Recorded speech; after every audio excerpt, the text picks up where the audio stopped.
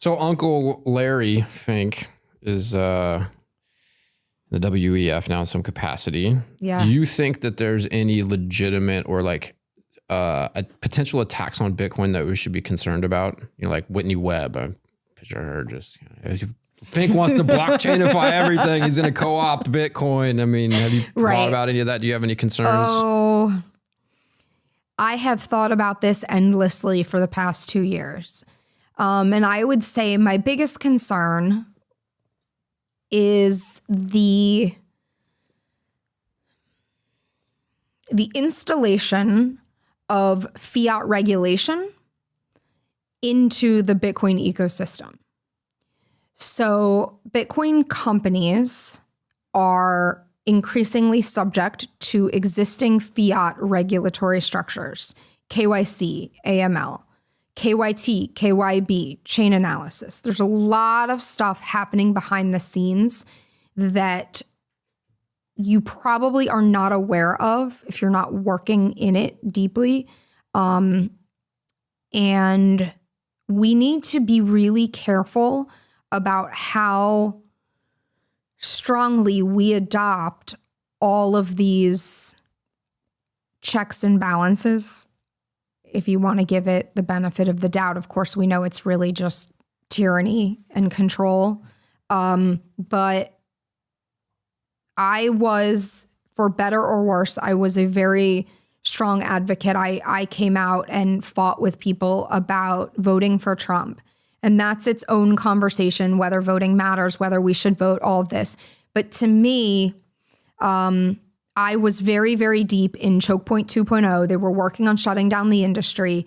And what mattered to me is that that stopped and that I kept my job and that my colleagues that I love could continue to feed their families and we didn't all lose our jobs. And they were actively trying to shut the entire industry down.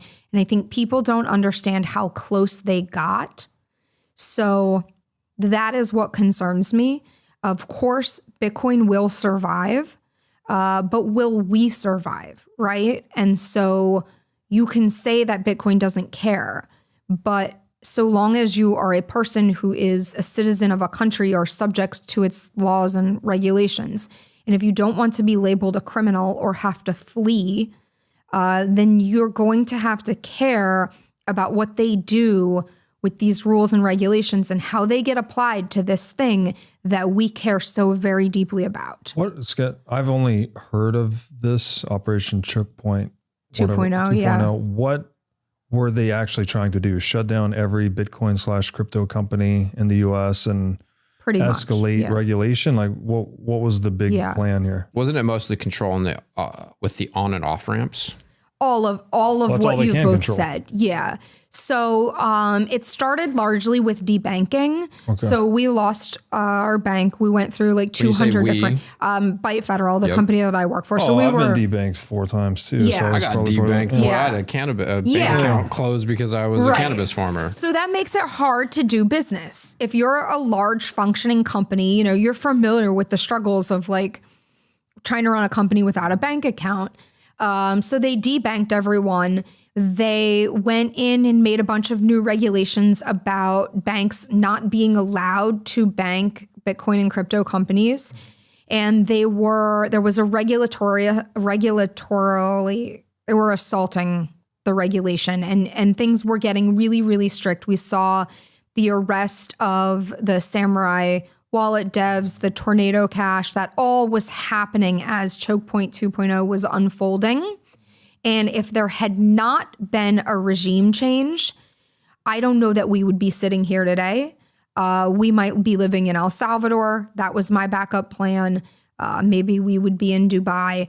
I may or may not be employed with my current company. But Bitcoiners in America would not have had jobs. And so that is why I advocated the way that I did for a regime change. It's not perfect, but it at least stopped the assault on the industry. Was Coinbase or any of these other mega exchanges, Gemini, were they exempt from that? Because it seems that like if you're going to implement this strategy to prevent people from using this uncontrollable technology, you want to corral them into the ETFs. or into Coinbase and limit their withdrawals or whatever, right? And so are you aware of that? Did Brian Armstrong lose sleep any night, in his mansion thinking about, I'm going to lose my bank account? I don't think that he did. There was a little bit of grandfathering in, and that was happening primarily with the really large, the brand names that that are highly centralized. I think more of what was happening, which they were happy to comply with, was regulators were in our offices demanding more and more requirement. So we were audited by FinCEN. FinCEN spent like 3 months in our offices going through everything that they could. And through that auditing process, it was made very clear to us what the plans were. Had there not been a regime change, they very much were going after this idea. I don't want to say the idea of self-custody, but, self-custody is the idea of self-custody, and that you have something that they cannot touch, they cannot have any say whatsoever over. That was really one of the core problems. And then, yes, it's really a matter of like heavily regulating the on and off ramps, and applying these AML, KYC regulations into the Bitcoin companies. So some centralization did occur because we saw a lot of small companies and wallets and software initiatives leave. Like Americans can no longer use Wallet of Satoshi. That was a really great wallet, super easy to orange pill people with. Didn't we lose Phoenix wallet as well? We lost Phoenix. Yeah. They pulled out of the US market. Yeah. So it was an interesting time. Americans were learning to use VPNs, and it kind of makes you chuckle. Like, that's and they what went really hard on the anonymity services, right? Yes. The Tornado Cash and whatnot. Yes. So basically attacking, they want to be able to trace and track everything. Correct. And make sure that people need to leave their coin on deposit with a custodian rather than hold it themselves. Right. So basically trying to disempower. Or sell coin through Coinbase, for example, because then you have this taxable. You have them into a centralized correct. Point. Yeah, there was so the EU has been even stricter with this. They have these regulations called MiCA. You're not allowed to reuse addresses. There's like some super, super strict stuff going on over there. And I think there was a thing on Twitter with Giacomo who's had a wallet address got flagged. And that was part of what was going on because they were increasing. That was a result of like chain analysis being run. And so the wallet that he was trying to sell through was requiring additional KYC in order for him to off ramp. And so those were the types of things that they were dialing up and wanting to institute categorically across the board. And then what happened since Trump was elected? What happened to that whole operation? So a lot of it has either come to a halt or slowed down. There are still things that got started during that time that are kind of still going. We saw, unfortunately, the Samurai Wallet devs came to a plea deal, and that set not a great precedent for privacy tools. And they basically took accountability for the software that they wrote and said, even though we didn't have any contact with the people doing the illegal things, our software did, and that's on us. See, that's fucking scary. That's free speech. Correct. Right? Code is speech. You wrote code and you released it to the open market. It's like publishing a design for a knife online and someone uses it and stabs someone. It's like, which they're going after, right? You have like ghost guns being 3D printed and they really want to make sure we can't do that. Yeah. I just watched a YouTube video about that the other day. I believe the 3D printers are starting to have software in them that prevent you from making ghost guns. Wow. Yeah.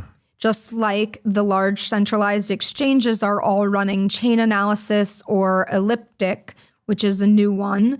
And it scans all of your transactions and then grades your wallets to decide if they are shady or not. Really? Crazy.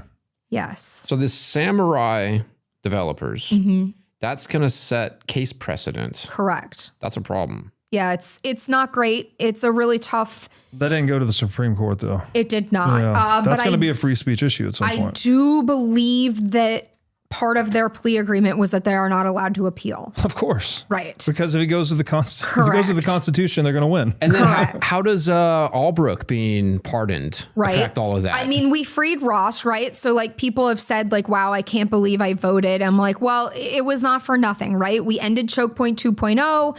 Ross is free. I mean, we would have been literally living under communism. So let's be realistic about the fact that we changed courses. And not let like perfect be the enemy of better. Ross being freed, I think